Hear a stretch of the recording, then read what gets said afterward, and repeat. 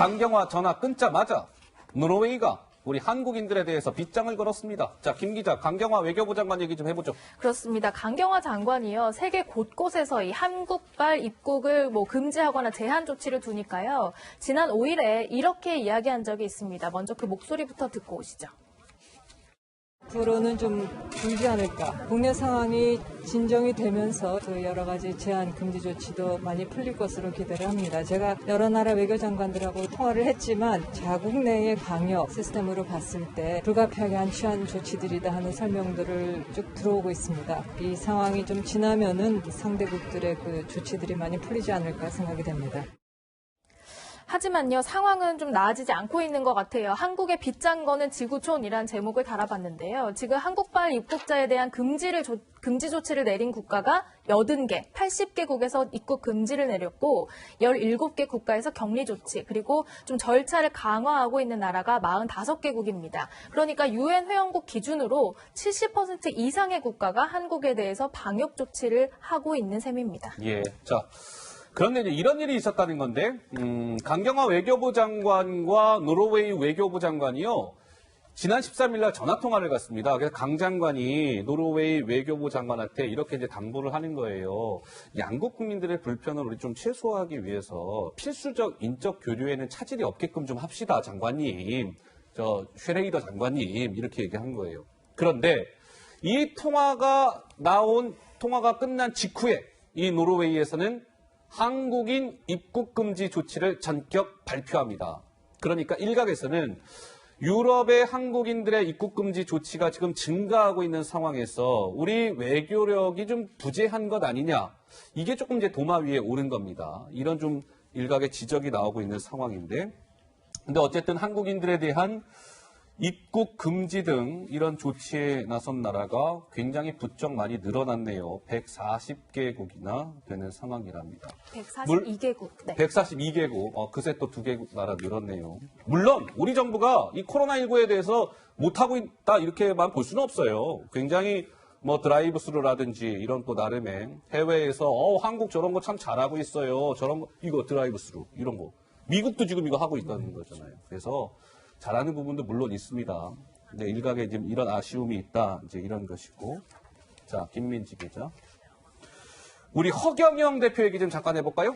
네, 요즘 사회적 거리 두기다 이래서 예배도 좀 안 하고 있고 성당에서 미사도 안 하고 있고 뭔가 대규모 모임 같은 거 안 하고 있잖아요. 그런데 허경영 대표가 대규모 강연을 열어서 논란입니다. 그런데 그 강연에서 한 발언도 좀 황당해서 논란이 커지고 있습니다. 직접 들어보시죠. 꼭 이 유튜브를 보는 사람은 허경영을 부르면 허경영 에너지 5가지 있죠? 네. 코로나 정도는 간단하게 그냥 허경영 부르는 것만으로 해결이 되니까 주변 사람한테도 많이 전해요. 네. 우리는 그런 공무원들을 생각해서라도 그 사람들이 하는 걸 우리가 좀 들어줘야 되잖아. 마스크도 하고 여러분들 손 자주 씻고 알겠죠? 거리는 2m씩 떼서 안고 국가가 시키는 시책대로 우리가 지킨다면은 이 코로나를 이겨나갈 수 있어요. 네, 영상에서도 보면 많은 방청객들이 앉아 있잖아요. 그런데 이런 대규모 강연들을 최근 계속 해오고 있다는 겁니다. 지난달 29일에는 경기 양주시의 어떤 중단 요청에도 강연을 강행해서 양주시가 벌금 300만 원 부과하겠다 통보한 뒤에 강제 해산시킨 바 있고요. 지난 토요일과 일요일에는 서울 종로구로 또 와서 강연을 했습니다. 종로구가 강연을 중단하라 이렇게 권고했는데도 수백 명 모아놓고 강연을 했다. 그리고 같은 장소에서요. 오는 일요일이죠. 22일에도 대규모 강연을 하겠다 이렇게 예고하고 있습니다. 일각에서는 허경영 씨가 강연료 때문에 그런 거 아니냐라는 얘기 나오는데 배승희 변호사 이거 좀 논란이 될 만하죠?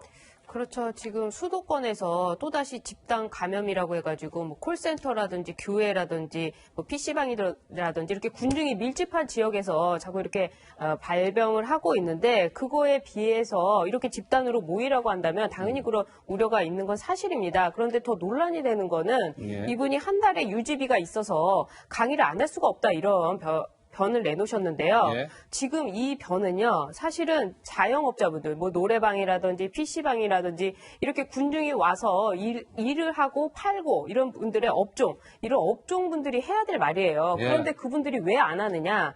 바로 국민의 안전 때문입니다. 더 이상 이 바이러스가 감염되지 않기 위해서 어쩔 수 없이 영업 손실을 보면서 PC방이고 뭐 노래방이고 뭐 줌바댄스고 어떤 것도 다 지금 안 하고 있는 상황인데 본인이 좀 정치를 하겠다는 분 아닙니까, 사실은? 그런데 이런 유지비 때문에 강의를 안 할 수가 없다라고 하는 거는 조금 안 맞는 것이 아닌가 생각이 듭니다. 예.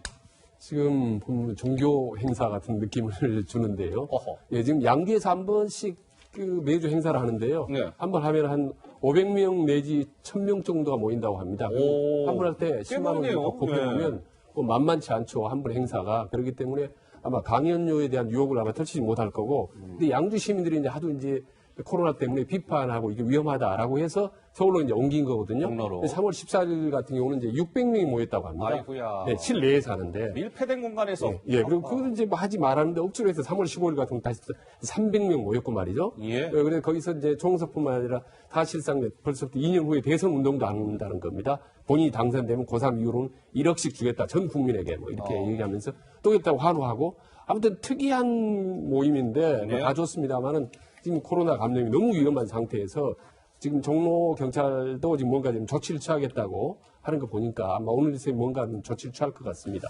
조희연 서울시 교육감이 국민들 앞에 죄송합니다.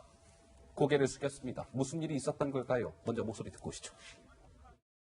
어제 저의 신중하지 못한 페이스북 댓글에 상처를 받으신 전국의 교사분들께 머리 숙여 사과의 말씀을 먼저 드리고자 합니다. 저의 작은 댓글이 교육을 통해 한 존재를 성장시킨다는 소명과 자부심으로 직에 임하고 계시는 선생님들의 자부심을 무너뜨렸다는 생각에 한숨도 잠을 이루지 못했습니다. 제 표현에 상처받은 선생님들께 다시 한번 사과의 말씀을 드립니다. 교육감이 왜 사과를 했을까요? 조희연 실언 후에 사과했지만 그 논란은 지금 끝나지 않은 것 같습니다. 조희연 교육감이요, 소셜미디어에 이런 글을 올린 거예요. 학교에는요, 일 안 해도 월급 받는 그룹과 일 안 하면 월급 받지 못하는 그룹이 있습니다. 이걸 올린 건데, 저 보세요. 일 안 해도 월급 받는 그룹이라고 얘기한 조희연 교육감의 저 사람들이 교사 등 정규직 교직원을 지금 사실상 조 교육감이 겨냥해서 저런 글을 올린 거 아니냐? 이런 논란이 불거진 거예요. 그러니까 SNS 소셜미디어에는 깊이 사과드립니다. 어제 소셜미디어에 글 올렸고 논란이 간단치 않으니까 오늘 급기야 기자회견을 열어서 고개까지 숙인 거죠. 어떻습니까? 최 교수님? 참 교육자의 발언은 정말 신중해야 됩니다. 예. 특히나 교육행정의 수장이 저렇게 경솔한 발언을 했다는 게 저는 믿겨지지가 않아요. 사실 저런 발언은 정치인들이 갈라치기 진영 논리로 할 때 하는 발언들입니다. 저는 그래서 특히나 조희연 교육감이 굉장히 보여주기식 그런 행정을 하는데 그런 것보다 지금 사실 제자들을 못 받아서 가슴 아픈 선생님들이 얼마나 많습니까? 그러면요. 거기다 저렇게 생소금을 뿌리는 거예요. 그러니까 저렇게 저는 교육자들이 앞으로 저는 좀 페이스북이나 저는 SNS 글들에 대해서는 좀 더 신중해야 되고 가급적 좀 사력 있게 하지 않았으면 좋겠다 하는 말씀도 좀 하고 싶어요. 그러니까요. 지금 저 교사들은 이런 얘기 한다는 거잖아요. 놀고 먹는 집단이 졸지에 돼버렸습니다. 공공의 적이 됐어요. 우리 교사들이. 교육감님 왜 그러셨어요? 왜 그런 말씀 하셨습니까? 이런 비판이 나오는 거죠.